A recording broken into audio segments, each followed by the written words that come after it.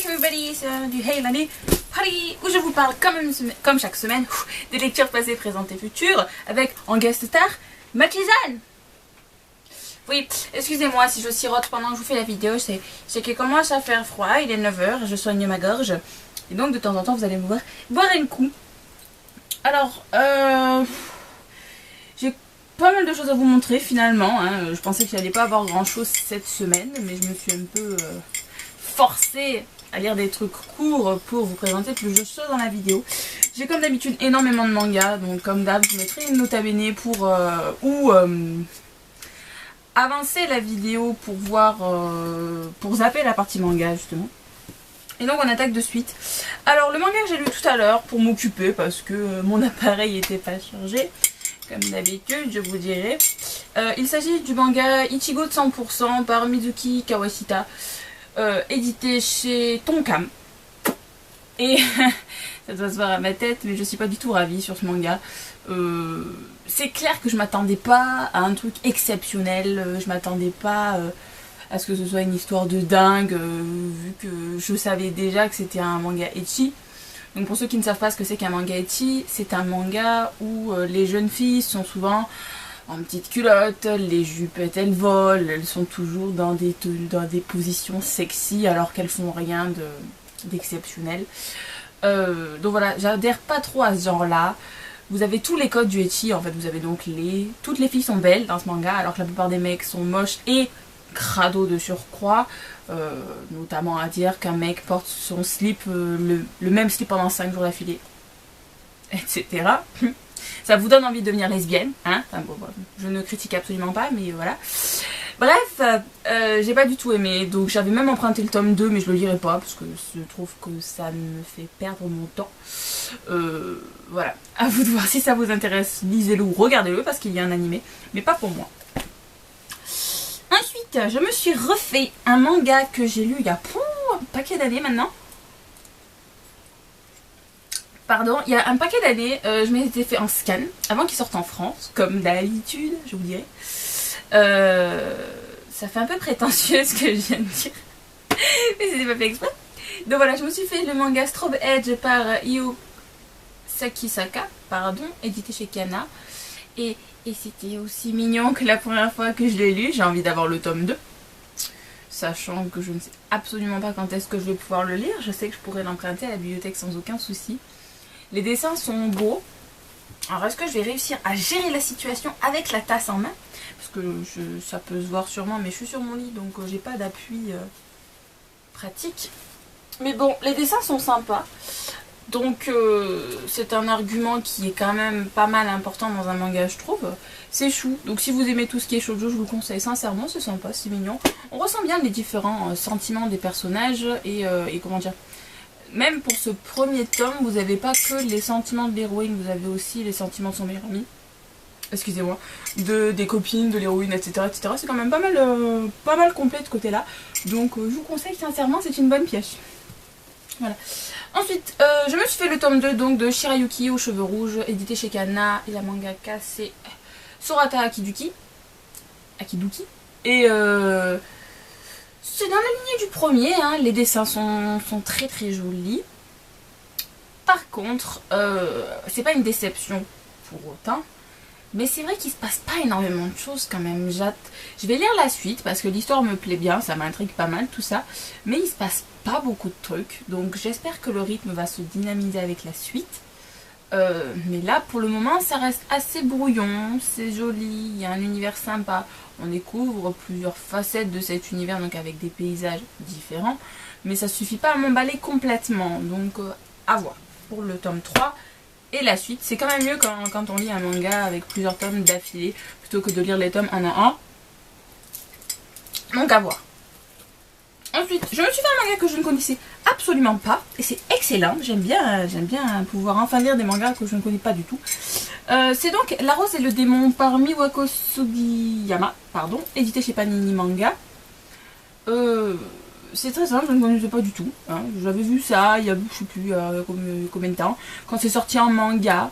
Et puis je m'étais dit que ça devait trop ressembler à un autre manga que j'ai lu en scan il y a plusieurs années. Et en fait qui s'appelle La Fleur du Démon. La fleur et le démon, je sais plus. Moi je connais pas le nom français parce que je l'ai lu en anglais, donc pour moi c'est Anato Akuma. Si vous connaissez d'ailleurs, que c'est édité chez Panini Manga il me semble. Je sais plus, qui est un manga fini. Et bref, j'avais peur que ça me plaise pas et tout. Mais bon là j'ai vu le tome 1, alors je me suis dit, pourquoi pas.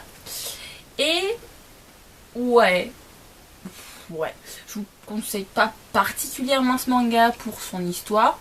Ça occupe, les dessins sont pas moches. Hop, attendez, parce que le manga est dans un piteux état, donc les pages sont à moitié arrachées. J'essaie de vous trouver des dessins où on voit un dessin de fille et un dessin de garçon. Je vous prends une scène problématique, bien évidemment. Voilà, sinon, la couverture, ça peut le faire. Donc voilà, j'ai chopé nous, ça occupe, voilà.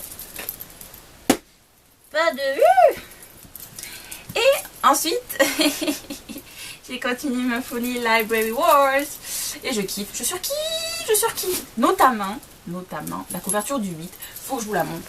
Elle me fait absolument fondre cette couverture, je la trouve magnifique.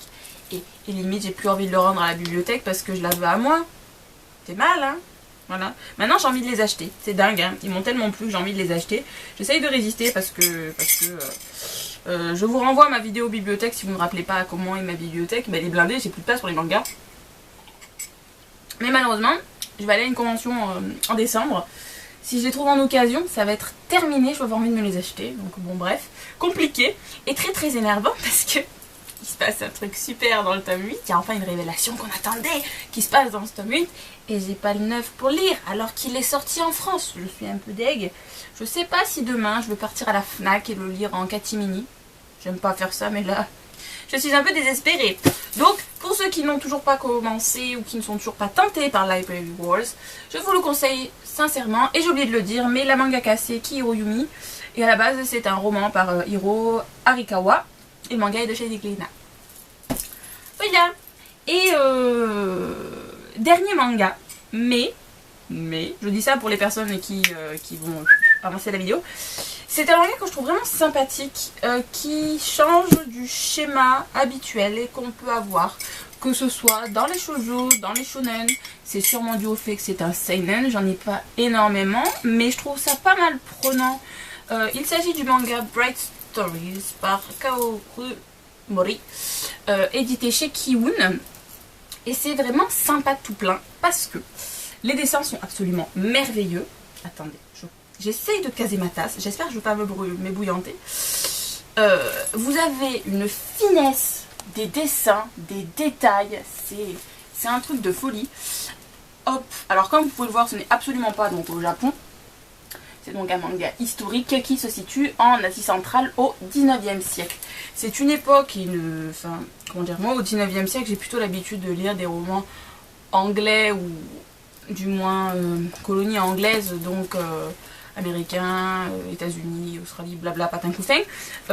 C'est les seuls pays auxquels je m'intéresse quand je lis des romans. Et là, enfin de cette période, excusez-moi, mais là c'est vraiment super intéressant de voir comment ça se passait en Asie, parce qu'ils avaient donc un mode de vie complètement différent, donc des balles à l'orgueil et préjugés, etc.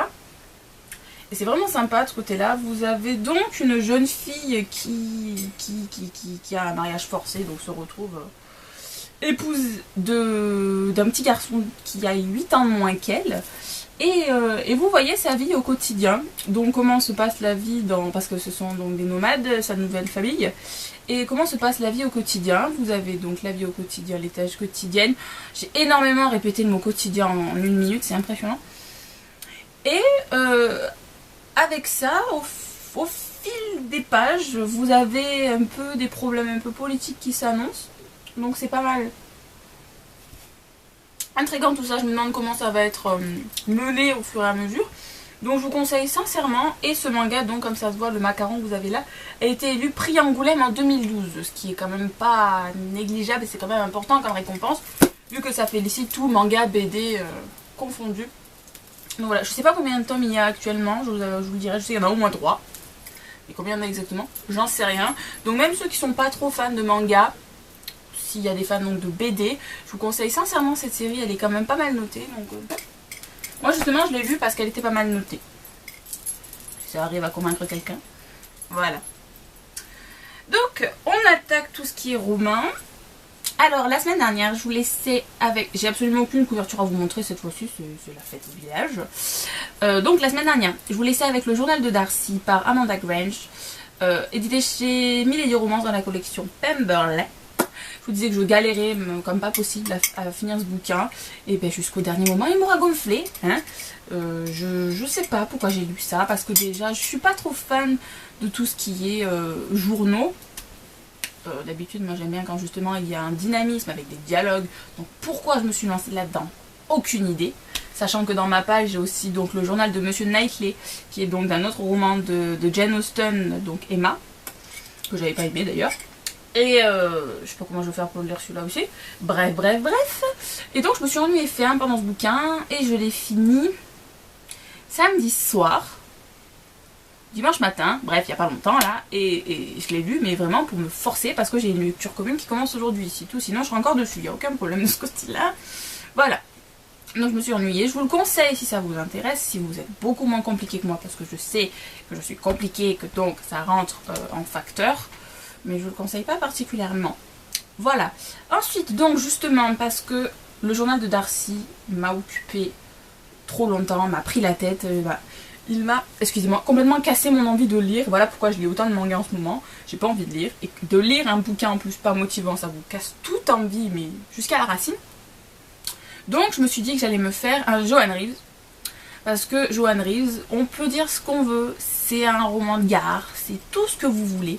Mais moi, ça a le don de m'occuper pendant 2-3 heures, de me faire sourire, de me faire ressentir des frissons. Ça me plaît à chaque fois, je passe un super moment. Donc je me suis dit que là, ça allait peut-être me motiver pour me relancer dans la lecture. Donc, de Joanne Reeves, j'ai lu Marie à tout prix, édité chez Milady dans la collection Central Park. Et il ne ressemble pas mot pour mot... histoire pour histoire, on va dire, à Jane Jones, Cœur à prendre, ou à Un seul regard, je crois que c'était son autre bouquin. Parce que vraiment, les deux, ils avaient une histoire à peu près comme des jumeaux, tout pareil. Hein. Là, c'était une histoire un peu différente, donc avec les deux personnages avec un caractère de cochon, hein, comme j'aime, qui s'est réconcilié sur l'oreiller, voilà, j'aime bien. Donc voilà, c'était pas l'histoire de ma vie, mais ça m'a fait passer un super moment, et voilà, j'adore. Bref, voilà. Ensuite, lecture en cours. Alors, je suis sur une nouvelle préquelle. Il s'agit de la nouvelle Animal par Victor Dixon. J'ai honte de le dire, mais je ne connais absolument pas l'édition. Je sais que vous pouvez la télécharger gratuitement sur internet. Moi, je l'ai pris sur le site de la FNAC si ça peut vous avancer à quelque chose. Et il est quand même pas mal épais. J'ai aucune idée du nombre de pages qu'il fait parce que... je sais pas, sur ma tablette ça configure pas pour afficher combien de pages il fait. Et ben je m'ennuie. C'est un préquel, pourtant c'est pas épais, mais je m'ennuie. Donc en fait vous avez un garçon. Ce que j'aime bien c'est que le garçon quand il raconte là c'est dynamique, enfin assez dynamique parce qu'on a vraiment l'impression qu'il est à côté de vous et qu'il est en train de vous conter une histoire. Donc ça j'aime bien. Mais ce qui se passe, je suis malheureusement extérieure à tout ça. Je me contredis beaucoup là, je lui dis qu'on se sent concerné par ce qu'il raconte, mais en même temps je lui dis que je suis extérieure, c'est très étrange. Je m'ennuie ferme, je me demande combien de pages il va encore me rester, mais je vais essayer de me bouger, le popote là, pour le finir ce soir, donc voilà. Ne pensez pas que je vais vous en parler la semaine prochaine, ce ne sera pas le cas. J'ai vu beaucoup d'avis sur Livre Addict qui disent que ce préquel est pas prélude, pardon. Ce prélude n'est pas génial et qu'il ne reflète aucunement le niveau du roman, donc du tome 1 Animal, qui est excellent. Donc après ça, je peux pas juger, je suis au prélude. Voilà, alors, future lecture, ben, c'est simple, hein, demain matin, demain soir, demain, je sais pas. Je vais attaquer le tome 3 des Ombres de la Nuit, Charme par Kresley Cole, édité chez J'ai lu dans la collection Darklight. Je me suis fait l'accent, là j'en peux plus. Parce que c'est une lecture commune que je dois faire, et donc je vais m'atteler à tout ça. Hein, en espérant qu'il soit du même niveau que le tome 2. Parce que le tome 1 était une torture, le tome 2 j'avais pas mal aimé. Même si chaque fois que je commence les Ombres de la Nuit, c'est avec pas mal de réticence parce que je suis plus trop romance paranormale. Mais voilà, et puis je vous avoue que, étant donné que je lis que en e-book à présent, de voir des livres papier, ça me fait peur. Là, de voir 404 pages, ça me fait un peu peur. Enfin bon, ce n'est pas le sujet. Voilà. Et sinon, là je vous montre le tome 4, mais à partir de demain, j'ai réservé le tome 3. Donc je vais me faire le tome 3 à 6 du manga Le Sablier par Inako Ashihara et Tete chez Kana. Parce que la fin du 2, je l'avais pas kiffé et que voilà, il faut que je me fasse la suite, c'est beaucoup plus plaisant. Voilà. Et puis c'est tout ce que j'avais à vous montrer. Donc je vous souhaite une bonne... Enfin, avec le panda qui m'accompagne aujourd'hui, je vous souhaite une bonne soirée de bonne lecture. Et n'hésitez pas à me mettre en commentaire si il y a certains bouquins dont vous avez entendu parler, qui vous font envie, que vous avez lu, etc. etc. Bye.